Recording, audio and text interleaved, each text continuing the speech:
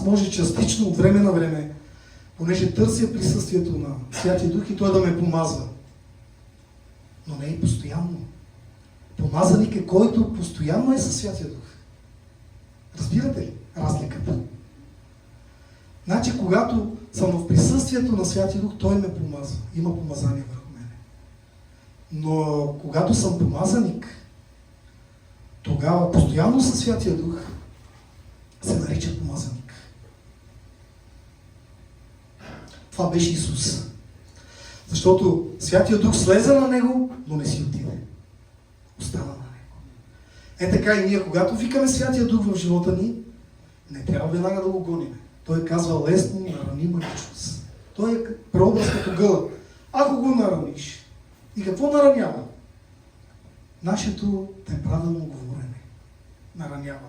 Една от причините е, когато не внимаваме с езика си. Нараняваме Святия Дух.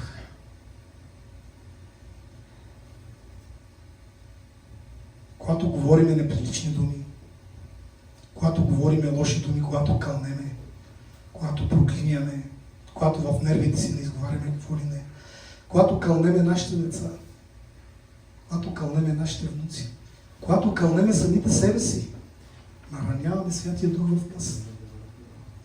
Нараняваме Святия Дух в нас. Затова наистина, особено нашия народ, трябва да спре, трябва да внимава с езика си, защото в Яков казва, буйно зло е и голяма сила има в него. Казва, той се запалва директно от огъня на пъкъла. И всяка дума лети към този човек с огъня на пъкъла. Или това се нарича чародейство.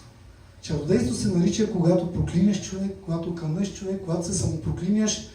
Нашия народ много обича метамера, мочалата мера, молюкята мера. А това си е само проклиняне. Той си извикваш духа на смъртта. И ти го извикваш преждевременно духа на смъртта. Бог иска да живеем по Неговата воля. А ние извикваме преждевременно духа на смъртта. Защо трябва да е така? Затова трябва да внимаваме с езика си.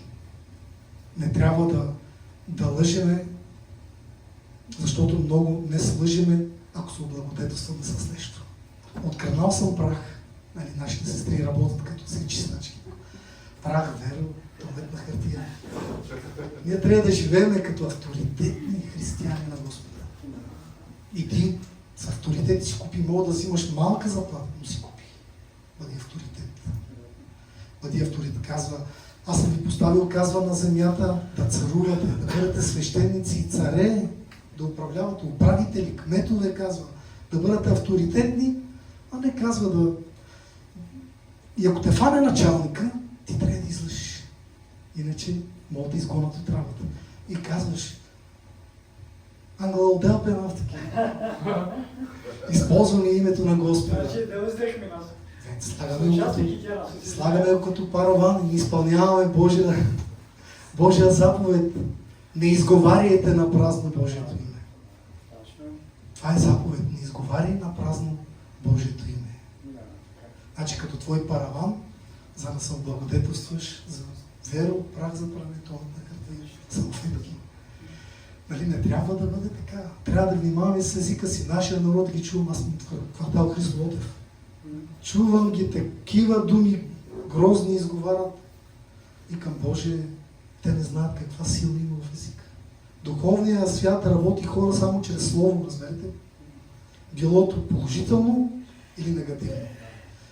Когато изговаряме негативно слово, демоните го взимат и отиват и работят. И срещу това чакат някой човек да отират и да го поразят. Когато изговаряме добро слово, ангелите го взимат. Казват, те са служебни духове, да дошли са изпратени от Бога тук на земята, да ви служат, да ви служат. Когато казваш сестра ми е да бъде изцелена в името на Исус, ангелите взимат това слово, отиват и изцеляват тази сестра.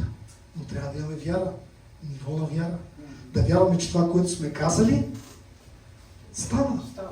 Да имаме вярата. Така че да се облечеме, да мислиме за силата на Господа. Вижте, никога Христос не е имал на предвид слаба църква. Никога.